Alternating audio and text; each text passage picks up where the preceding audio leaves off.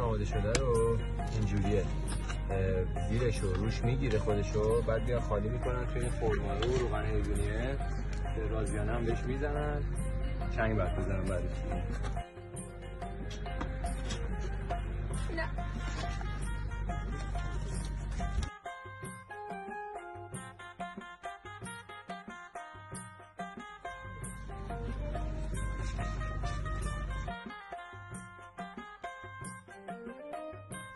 روغن حیوانی روش این جولان بخوره.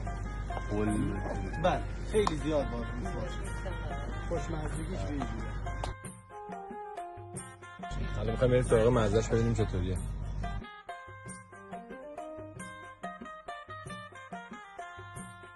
روش هم دوباره روغن حیوانی داره؟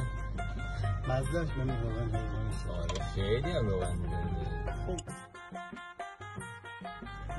اینو برمی داریم از اطرافش یه ذره میزنیم تو این، درسته؟ فقط این نریم بغلش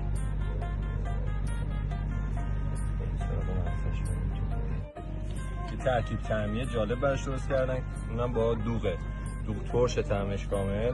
اینم که شیرینه، اون نونای وسطش حالت ترد رو بهش میدن که زیر دندون قشنگ حالت کریسپی و ترد داره.